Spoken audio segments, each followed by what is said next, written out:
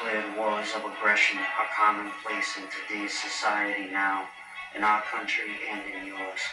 Our governments engage in preemptive strikes that result in unjust and unnecessary wars that in turn take on lives of their very own. Sadly and tragically, we become accustomed to the use of illegitimate force, the kind of force that was once outlawed by the Nuremberg trials after the Second World War. We choose not to question our authority. We choose to follow them blindly. We should stand up for our country and protect our rights. Any society that sacrifices a little liberty for additional security will deserve neither and will lose both. What if it becomes dangerous to have conversations? What if your neighbors refuse to help you when something goes wrong? What if to protect your country you must abolish or alter your own government? Is it better to die on your feet or to live a life on your knees? What if the time to fight for your country is now? I'm Frank Burke.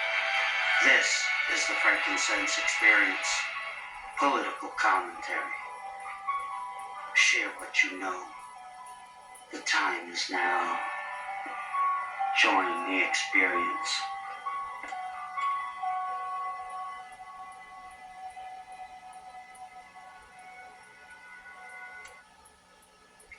Hello everyone, welcome back to today's episode. And today's interview is with Mr. Chaz Freeman. Hello sir, how are you today? What do you think about the current situation in the Middle East, the Strait of Hormuz, and Steve Witkoff's recent media conversation? Denied to pursue a diplomatic resolution with Iran prior to Operation Epic Fury, which we did. However, it became quite clear during these meetings with the Iranian negotiating team that we could not make a deal that fulfilled your objectives of the following: no enrichment whatsoever, no chance of weaponizing whatsoever, decommissioning of Fordo, the Tars, and Esfahan, which you destroyed in Operation Midnight Hammer. No stockpiling of any material, which they flagrantly violated. Turning all enriched material over to us, and a cutback in Iran's missile inventory and range capability of those same missiles. Throughout our meetings with the Iranians, we heard the following from them. The Iranians have the inalienable right to enrich. Then we heard they possessed enough 60% enriched material, 460 kilograms, to make 11 atomic bombs. Finally, we heard the following statement. They would not give up diplomatically, but we could not win militarily. Well, that is self-explanatory. Basically, the demands for unconditional surrender on the nuclear front, and contrary to the right of the Iranians under the Non-Proliferation Treaty to enrich uranium, they were to be deprived of that right. No bomb. The interesting thing is that Nima, that now all the focus is on opening the Strait of Hormuz. But the Strait of Hormuz was opened before this stupid war began. Iran has basically turned the Strait of Hormuz into a toll road. So you want to go through, you pay. Just like on the highway, it was a freeway, now it's a toll road. And if I understand the Iranian position correctly, Iran might be prepared to share the management of that toll road with other countries.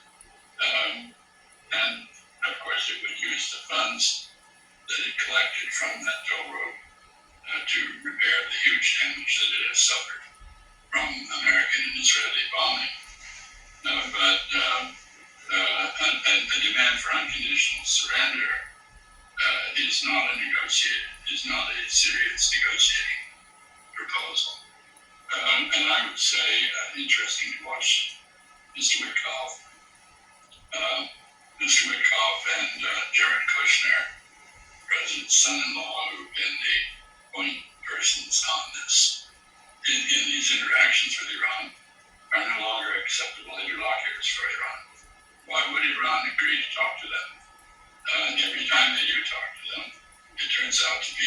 reception followed by a surprise attack.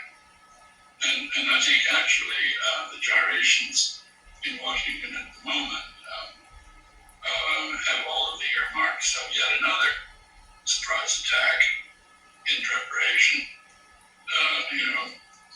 Talk about negotiations that aren't happening, postponing deadlines to relax Iranian vigilance, and so forth and so on. We can talk about that. But I find that a remarkably inept understanding on the part of Mr. Witkoff of what is possible in a negotiation. You can't just go in and demand that the other side capitulate. And actually the war, in this war, Iran, not the United States and Israel, have escalation dominance. That is to say, Iran can do lots more things to hurt Israel and the United States and the Gulf Arabs than we can do to them. So this is just very unrealistic. And it suggests to me that the Trump administration really doesn't understand diplomacy at all.